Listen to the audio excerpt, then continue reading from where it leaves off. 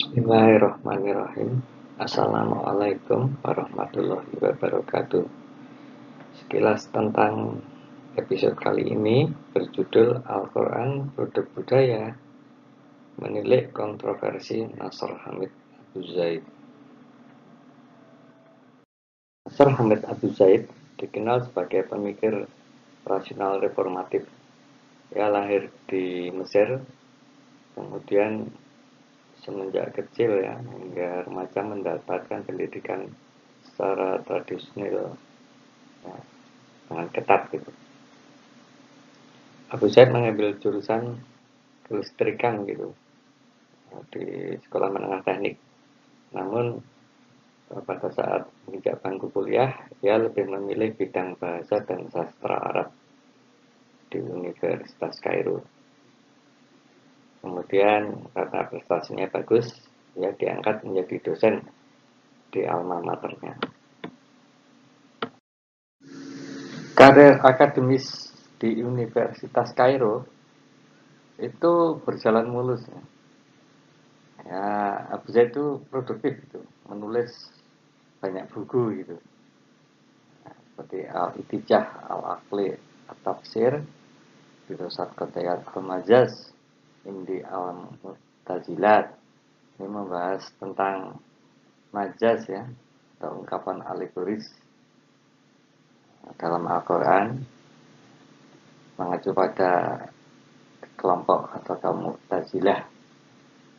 Kemudian juga ini ada filsafat at-takwil, dirosat fi takwil Al-Quran Indi Muhyiddin Ibnu Arabi. Ini membahas tentang interpretasi Al-Quran menurut Ibnu Arabi.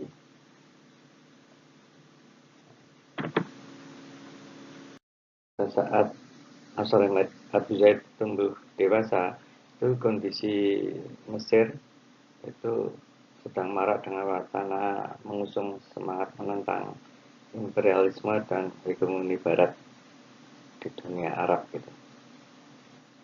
Abu Zaid tentu menyadari hal itu, namun ia lebih tertarik pada fenomena terjadinya penafsiran yang berlebihan gitu. Dia menilai bahwa banyak tafsir yang bersifat tendensius dan kemudian juga cenderung memanipulasi untuk kepentingan kelompok politik tertentu. Dia kemudian menulis buku berjudul Mafhum Anas dirosat fi Ulumil Quran. Itu berisi ajakan untuk memisahkan eksistensi teks, konteks, dan audiens dalam wacana penafsiran Al-Quran. Ini buku yang fenomenal karena di sini kelihatan sekali bahwa teori penafsiran atau hermeneutika yang digunakan Abu Zaid itu begitu kental gitu. Abu Zaid juga menulis Naqd al-Khitab ad-Din.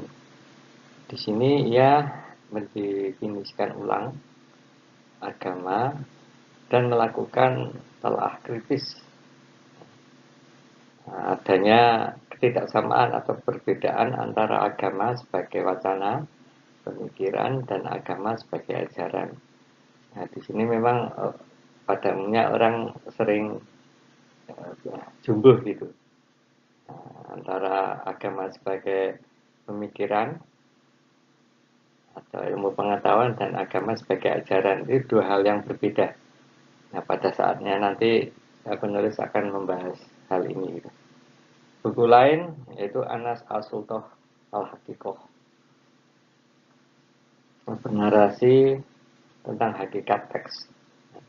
Berikut konteksnya yang ia mewanti-wanti karena bisa saja tersusupi ideologi tertentu, sifatnya ideologis untuk kepentingan politik tertentu. Kemudian juga ada iskaliat, pendekatan hermeneutika barat dan semiotika modern dalam proses interpretasi teks. Memang cukup produktif itu Nasr Hamid Abu Zaid, dan bukunya itu bukunya itu kualitasnya isinya itu, kontennya itu kualitasnya bagus-bagus gitu. Dia banyak memberikan pemikiran-pemikiran yang inovatif gitu, sehingga boleh dikata dia membuka wawasan bahwa tafsir itu sebaiknya gitu, tidak sifatnya tidak mengulang-ulang, repetitif atau bahkan kaku atau tendensius, atau bahkan juga tafsir yang sifatnya agresif gitu, bahkan sampai radikal gitu. Saya menyarankan dengan mempelajari Al-Quran secara benar, maka tafsir-tafsir yang hadir itu mestinya sifatnya humanis dan itu membangun peradaban gitu.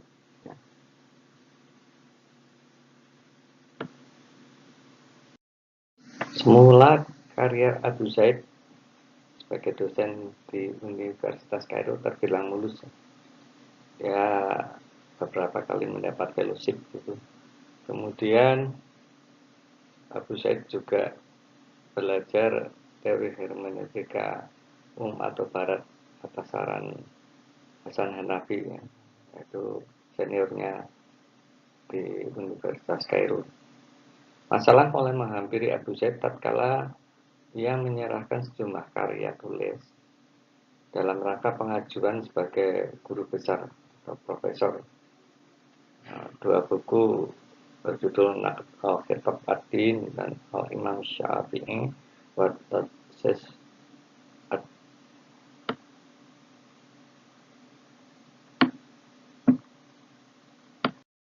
Karena kedua buku tersebut dan juga beberapa artikel itu muatannya itu dianggap membahayakan akidah, maka asesor atau tim penilai untuk guru besar itu menolak untuk meloloskan Abu Zaid sebagai guru besar gitu.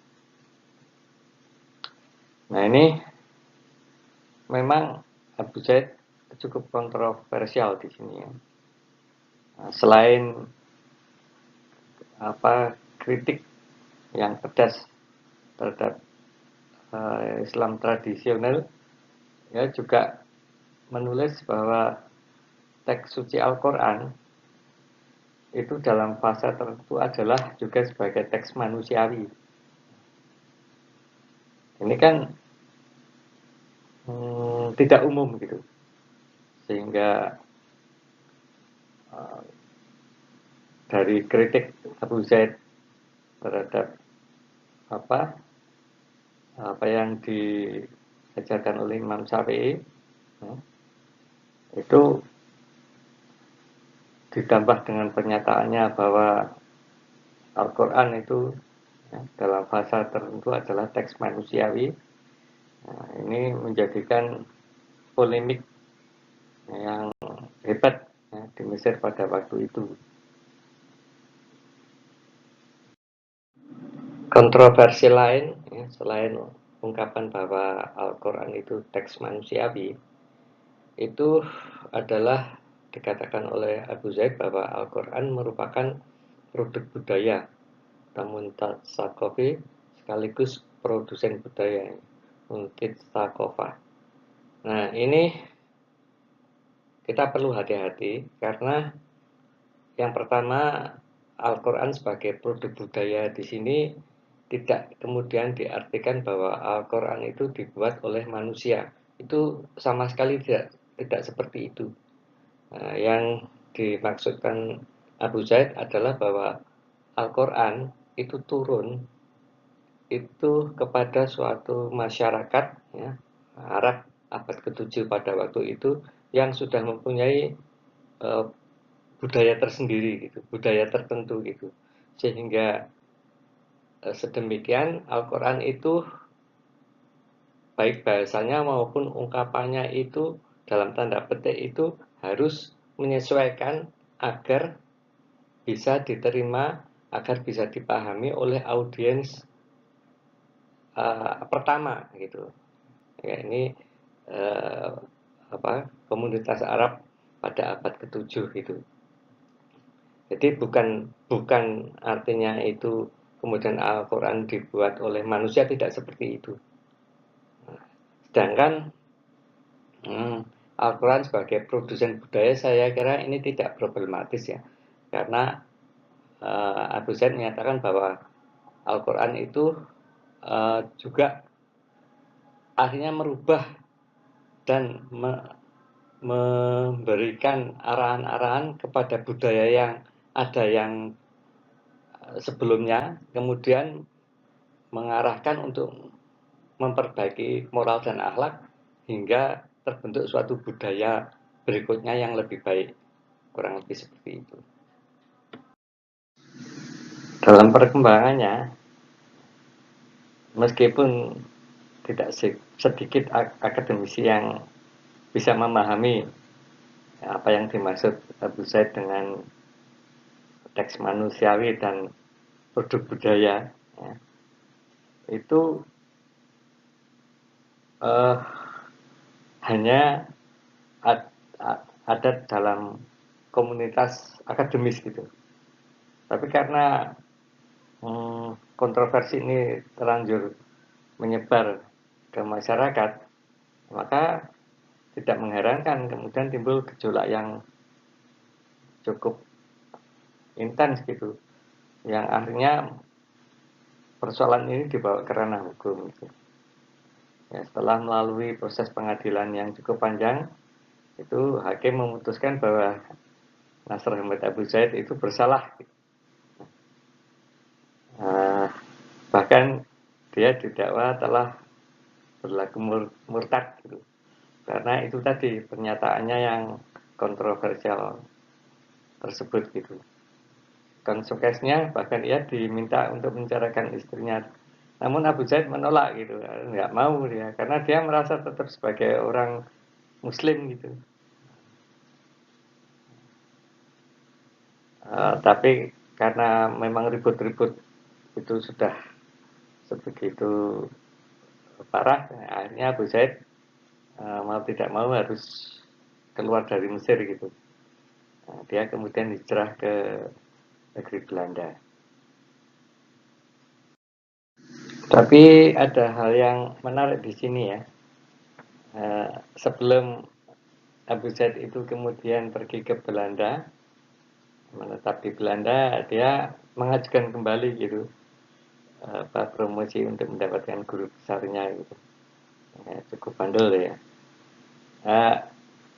Di sini pengajuannya itu diterima gitu. Sehingga Abu Zaid kemudian menerima gelar sebagai guru besar atau profesor itu di tahun 1995. Tapi hal itu tidak mengubah keputusan pengadilan gitu, yang akhirnya memaksa dia harus keluar dari Mesir. Ya.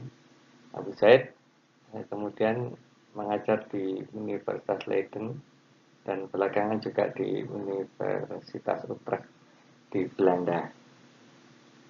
Selama karirnya Abu Zaid menerima beberapa penghargaan ya, baik di dalam negeri maupun di luar negeri.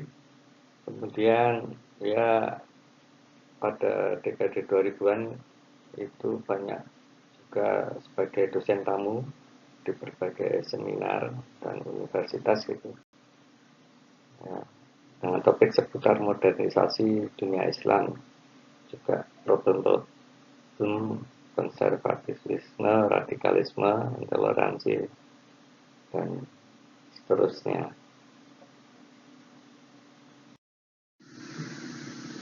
Demikian pembahasan sekilas tentang Nasr Ahmad Abu Zaid dan kontroversinya. Kurang lebihnya mohon maaf. Terima kasih. Wassalamualaikum warahmatullahi wabarakatuh.